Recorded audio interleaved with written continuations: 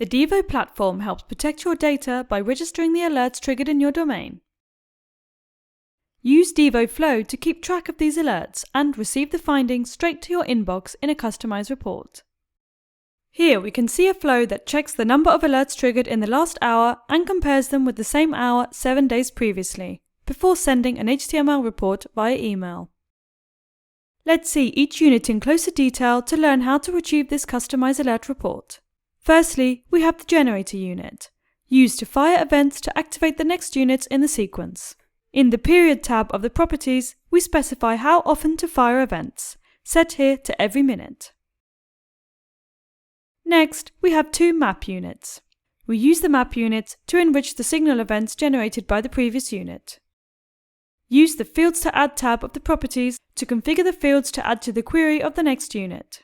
We need to specify the time period to check for alerts. In the first map unit, we wish to check for all alerts sent over the last hour. Therefore, we set the end date as now and the start date as 1 hour previously. Finally, we wish to add a header field to identify this information in the final report. By calling it Today, we will know that the values provided correspond to the last hour of the current date. For the second map unit, we need to set the end date to 7 days ago, the start date to 1 hour past, and the header to last week. Next in the sequence, we have the Devo Full Query unit. Here is where we specify the query that receives all the alerts triggered in your domain. In the From Event tab, we need to provide the unit with the time frame to analyze by entering the fields providing the start and end date in the query. Now we have a reducer unit, which accumulates the events it receives, formats them, and emits them as a single event. In the expression field of the properties, you can provide the unit with the preferred structure and format of the final report. Provide a field name to identify the results by in the report. Once it has accumulated and emitted the results of both map units separately, they must be combined to be sent to our final report. For this, we need another reducer unit. In the properties, we can enter a name to identify the combined results by, and set the expression to combine the results of the map units. Set here as the header fields we defined, and the field name we entered for the findings of the previous reducer. Finally, we have the email sync unit, which will send the reports generated to the required users. In the message field, you can enter the message to be included in the body of the email. See here the implications of adding the combined message field, a variable field that will be automatically replaced by the corresponding values. You can add as many email addresses as required in the To Recipients tab. Now that we have the units of our flow, it's time to create a structure of links that allows the data to flow. The order of the links is important here, because Flow uses sequential execution, meaning it will execute all the units in a path until it reaches the end, and then will execute the next path. Firstly, we need to link the generator unit to the reset port of the reducer unit.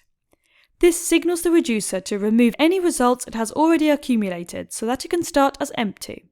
Notice the 1 on the link, showing that it will be the first to be executed. Now notice the 2 on the second link. This signals the first map unit to begin enriching the data only once the reducer has been reset. Then, the enriched fields will exit via the out port and will trigger the execution of the query in the next unit. The Devo Full Query unit will then emit the results in a specific order. As we know, we must first signal the reducer to empty. For this, events are output via the out port to the reset port of the reducer. Once it is empty, it will begin accumulating events when signaled from the data port of the Devo Full Query unit via the in port. When the query ends, this thread is complete, and a signal will be emitted via the end port to the get port of the reducer. This port is important because the reducer will not emit any events until it receives input via the get port. The reducer then formats the alert information and fires the results via the current port to the in port of the next reducer, where they will be stored to be accumulated when the next thread is complete. Now the processes for the first and second links are complete and there are no longer any threads active, the third link is activated. This begins the bottom branch, executing the same process for the same hour 1 week earlier. As we know, the reducer will first reset, then accumulate results, and must receive the signal to release them via the get port. The results for the second time period have now reached the first reducer and will be sent to the second reducer to be combined. The last reducer now needs the signal to the get port to release these combined events. For this, we have the fourth and final link from the generator unit straight to the get port of the combined reducer. Finally, the reducer has combined the alert over the time period specified and can emit the alert report via the current port.